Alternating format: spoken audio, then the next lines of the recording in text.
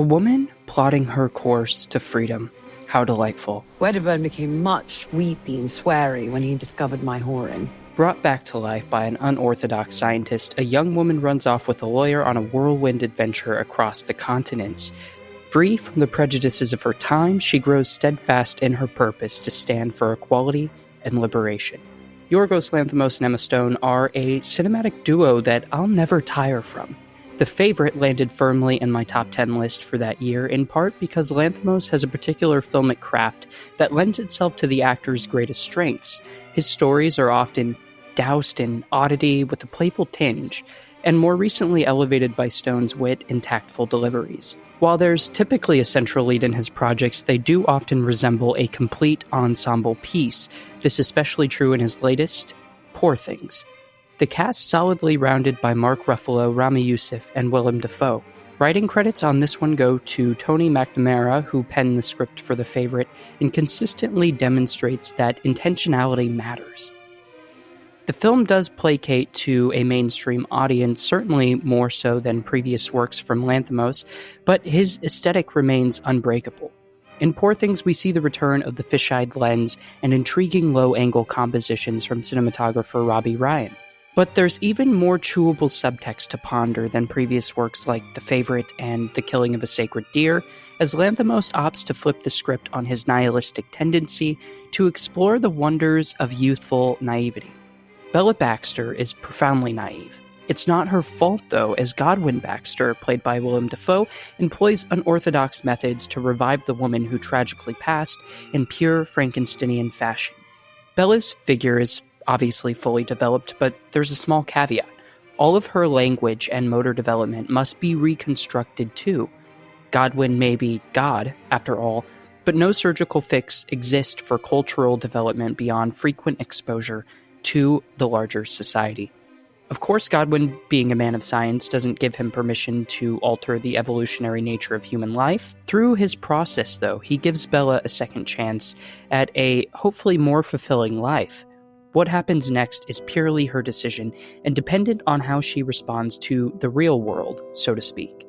Poor Things revels in a feminist coming-of-age sandbox with a deeply jaded but accurate worldview. On this very premise, an inherent conflict exists between the naivety of a young woman and internal thought only, and a cruel and trying existence.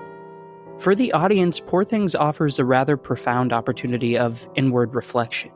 Even though Bella Baxter is our central protagonist in this stylized and lavish Victorian-adjacent setting, she's not all that relatable to begin with, to the point of secondhand embarrassment. But the point at which the audience tethers themselves to this fascinating character is the precise moment they may begin to question their own jaundiced worldview. Even more lovely, they will be able to muster an unyielding empathy and sense of compassion for her as she stumbles along towards a final, self-actualized destination. Whether it's the point at which Bella's yearning to explore and leave home takes hold, in discovering the power of her body, or grasping the truth of wealth disparity, the audience has several means of connecting to the film's primary source of wonder. Stone's energy is infectious, and we, as an audience, not only come to view civilized society with a sense of enchantment, but Bella herself, too. Lanthimos' direct approach to the material aims to subvert the nihilistic tropes of his past filmography, the script informing the characters to directly speak the words that would upend the immersion of any old film. "Do you want to see what the world is really like?" utters Harry Astley, played by Gerard Carmichael, to Bella. She responds simply, yes. Astley challenges Bella's worldview as a self-proclaimed nihilist to the point of almost complete mental corruption. Their friendly companionship encompasses the direct opposition of thematic intent from the filmmaker. Nihilism versus naivety. Is one more significant than the other? Which is a better philosophy to follow for a pleasant life? It's true, though, that Astley's intentions are clear in that he wishes to completely ravage her childlike curiosity, obliterating her desire for blissful comfort. Despite his malicious intent, Bella urgently needed to recognize the roughness of human behavior. His success in teaching her the laws of nature over nurture give her the upper hand in dealing with the fallout from the pathetic, yet very charismatic, I must admit, Duncan Wedderburn, played by Mark Ruffalo. Not only does Bella now know that she is likely to be used for the benefit of others, she's more prepared to defend her ideals when called upon to do so. Lanthimos' divergence from his traditions of whimsical nihilism in Poor Things welcomes a fresh perspective on cultural dialogue. The separation signals a departure from unfiltered hostility for a more philosophically centered feat. But let's remember the film didn't begin that way.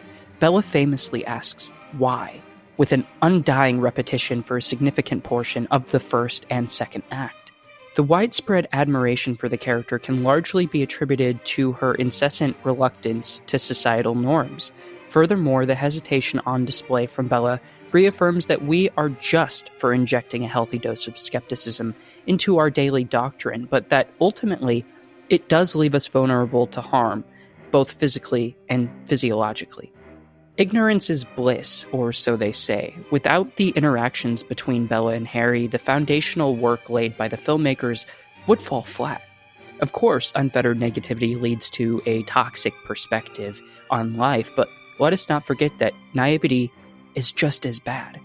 I know everyone hates a both sides argument, but here it is important for illuminating the nuances of existence. Poor Things reinforces the ideation that even with all of life's tragedies, hope exists for those who want it. By contrasting the two extremes that are nihilism and naivety, the film bestows a better representation of a balanced reality for the viewer through hyper-stylization and poignant comedy. In part, this is what separates Lanthimos from other filmmakers who skew a little bit more heavy-handed into the miserable semi-permanence of life. No better line captures the unadulterated brilliance in Poor Things, quite like the line from Madame Swiney, Catherine Hunter, Bella's temporary employer while in Paris. We must work, we must make money, but more than that, Bella, we must experience everything, not just the good, but degradation, horror, sadness. This makes us whole, Bella, makes us people of substance, not flightly, untouched children. Then we can know the world. And when we know the world is ours.